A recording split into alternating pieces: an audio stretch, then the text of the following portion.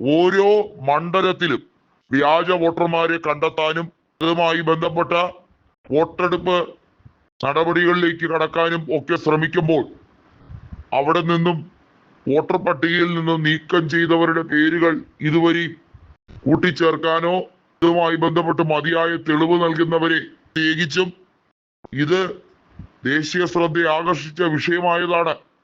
അതിലൊന്നും തെരഞ്ഞെടുപ്പ് കമ്മീഷൻ അനുഭാവപൂർവ്വം പരിഗണിക്കുകയോ ചെയ്തിട്ടില്ല എന്നുള്ളതാണ് പ്രതിപക്ഷ നേതാവായ രാഹുൽ ഗാന്ധി അന്നും ഇന്നും പറയുന്നത്. തേജസ്വി യാദവ് മുഖ്യമന്ത്രിയാകാൻ ഏറ്റവും യോഗ്യതയുള്ള വ്യക്തിയാണ് എന്നുള്ളത് സർവേ പോളുകളിൽ പല ദേശീയ മാധ്യമങ്ങളും മനസ്സിലാക്കിയ കാര്യമാണ്. അതോടെ ഗോദി മീഡിയകൾ ആശ്ചര്യത്തിലും അമ്പരപ്പിലുമാണ്. ഇഞ്ചോടിഞ്ച് പോരാട്ടം നടക്കുന്നു എന്നാണ് അർണബ് ഗോസ്വാമിയുടെ റിപ്പബ്ലിക് ചാനൽ പോലും തട്ടിവിട്ടത്. എന്നാൽ ഇഞ്ചോടിഞ്ച് മത്സരമല്ല, വാസ്തവത്തിൽ ആ ഇഞ്ചോടിഞ്ച് പ്രതീതി ഉണ്ടാക്കുന്നത് തെരഞ്ഞെടുപ്പ് കമ്മീഷന്റെ തട്ടിപ്പൊന്നുകൊണ്ട് മാത്രമാണെന്നും യഥാർത്ഥത്തിൽ ബീഹാറിലെ ജനത പൊറുതിമുട്ടിയിരിക്കുകയാണെന്നും ചിരാഗ് പാസ്വാനെ ഇറക്കി ജനതാദളിനെ വീണ്ടും വെട്ടിക്കളയാൻ എന്ന ചിന്ത തന്നെയാണ് BJPക്ക് ഇപ്പോഴും ഉള്ളത്. നിതീഷ് കുമാറിനെ സംബന്ധിച്ചിടത്തോളം രണ്ട് ഓപ്ഷനുകളാണ് മുന്നിൽ. മഹാഗഡ്ബന്ധനുമായി വീണ്ടും സഖ്യം ചേരുകയാണോ, BJP പറയുന്നതനുസരിച്ച് കമാന്നൊരക്ഷരം മിണ്ടാതെ മൂളിക്കൊണ്ടിരിക്കണം. എന്തായാലും മുഖ്യമന്ത്രി സ്ഥാനാർത്ഥിയാകാൻ രണ്ടു കൂട്ടരും സമ്മതിക്കില്ല. നിതീഷിന്റെ പാർട്ടിയെ കൂടി മഹാഗഡ്ബന്ധന്റെ പരിഗണനയിൽ ഉൾപ്പെടുത്തിക്കാം. എന്നാൽ തേജസ്വിയെ വിട്ടൊരു പരിപാടി കോൺഗ്രസ് ചിന്തിക്കുന്ന പോലുമില്ല.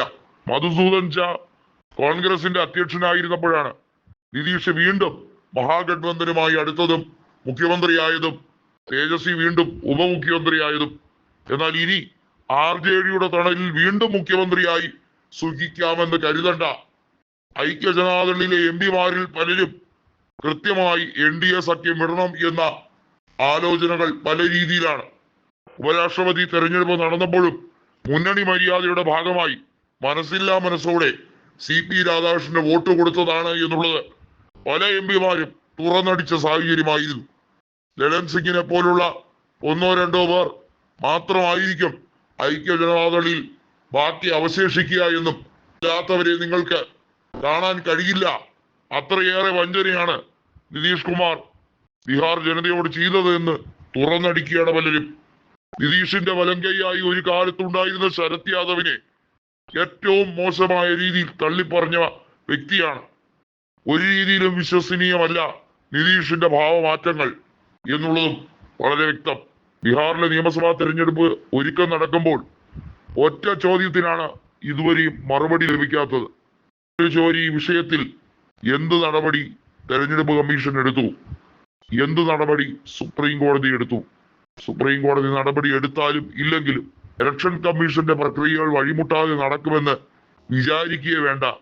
പ്രതിപക്ഷത്തിന്റെ കളി ഈ തെരഞ്ഞെടുപ്പിനെ തടയുക എന്നുള്ള രീതി കൂടിയാണ്. കാരണം 107ഓളം മണ്ഡലങ്ങളിൽ വ്യാജ വോട്ടുകളും അവിടെ വോട്ടർ പട്ടികയിലെ തിരുത്തലുകളും ഇപ്പോഴും അസ്വാഭാവികമായി തന്നെ തുടരുന്നു.